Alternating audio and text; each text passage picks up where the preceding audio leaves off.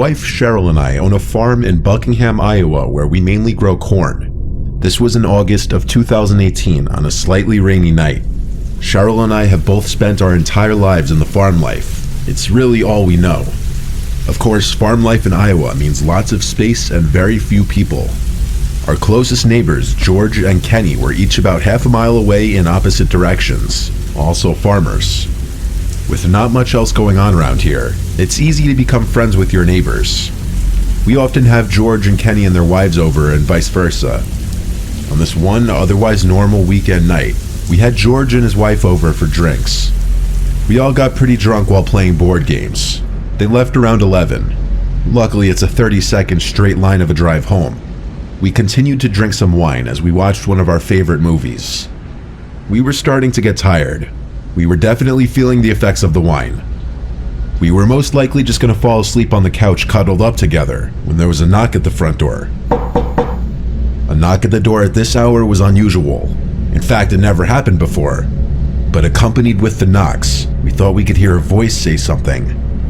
I lowered the volume of the TV. We waited for it to happen again. Like 20 seconds later, another set of knocks at the door, followed by a muffled voice saying, "We need help." I was about to get up and open the door when Cheryl shook my arm, and I looked at her, and she made a face and shook her head no. I whispered, "I'm just going to ask who it is." She replied I shouldn't let them know we're home, but odds are they already knew we were home. I went over to the door and asked, "Who is it?" The voice on the other side said through the door, "Oh, thank God, can you open up? We're lost." I said, "Who's we?" And the voice said back, "My wife and I." I replied, "Can your wife say something?" There was a silence for a few seconds. I followed it up with, "Did you hear me?" The same voice said back, "Yeah, but she's not next to me right now." This is where red flags started going off in my head, and I started to realize the voice sounded a little off, like a man trying to make his voice sound a little higher. I laughed and said, "George, is that you?" George is a big goof, and him being drunk, it wouldn't be unheard of for him to do something like this. The voice said back, "Yeah," in a slightly deeper voice now. I almost felt relief, believing that it was actually George, but I didn't want to open the door just yet before confirming. Having someone knock on your door out here late at night claiming to be lost doesn't happen. It's not a thing, and it's an immediate cause for alarm. I said through the door, "Prove it, what's your wife's name?" A now unfamiliar voice said back, "That's a trick question." My smile disappeared. I went to get my phone and called George. Cheryl was watching the whole thing, telling me we should call the police. I said, "Hold on." The phone rang like 3 times before George picked up. Right away, I said, "Are you at my front door right now?" And he said, "No, why?" I told him there's someone at our front door trying to trick me into opening it. He said he'll hurry right over, and we hung up. Keep in mind, all of us were still drunk during this. There were knocks again at the door. I yelled, "I have a shotgun waiting for you if you don't leave here now." The voice said back, "We're just trying to use a phone, that's all we need." Cheryl called 911, which out here, it takes an extremely long time for an officer to arrive on scene. We heard footsteps walking around our wooden deck that wraps around the house. A couple sets of footsteps, actually. They stopped at one of our windows, which had the blinds closed, and we heard one of them attempting to lift the window open. This caused Cheryl, who was still on the phone with 911, to scream, "Leave us alone." I followed suit and screamed at the top of my lungs to get the fuck out of here or I'll shoot you.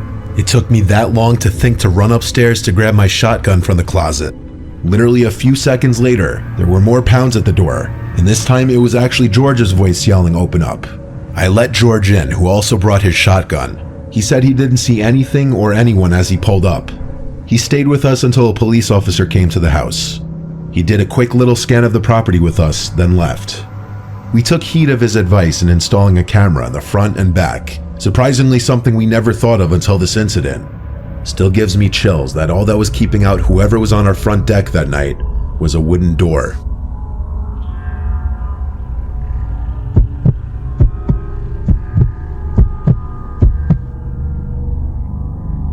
This story takes place at my grandparents' farm in the summer of 2018. I was alone one night since my grandparents were away. I was getting paid to watch the farm for a couple nights. On the last night, I was watching TV in the living room when I started to hear a strange noise coming from outside in the cornfield. At first I shrugged it off because I figured it was most likely a deer. That was until I heard all the cows start mooing at the same time. Usually you would hear maybe one cow moo at a time, but when every single cow starts mooing, then something is wrong. Something or someone would have to startle them to make all the cows freak out like that. I was the only one at the farm, so it was of course my job to see what was going on. So I went to the closet to get a coat on and go outside, but just as I was about to go outside, I heard a very high-pitched cow scream. I stood still for a while, shaking in my boots. Something terribly wrong was going on with the cows. I quickly ran upstairs to my grandpa's room. Under his bed, he always keeps a few guns. I loaded his hunting rifle and went outside. The cows still would not stop mooing, so I went into the barn to check. There was nothing out of the ordinary. All the cows were still here. That was until I walked further down and noticed that one cow was missing from his stall. It didn't make sense. I was sure he was tied up to the stall the last time I saw him. Then I thought I could hear a cow make a high-pitched moo sound from the cornfield outside the barn. So I went outside, but while I was walking to the field, I swear I heard what sounded like people talking. I finally had enough of this. I fired 2 rounds into the air. Everything went silent. The cows were quiet, and I couldn't hear anything from the field. That was until I heard the footsteps in the field. I didn't know if I had the balls to go inside the cornfield, but I had to do it anyway.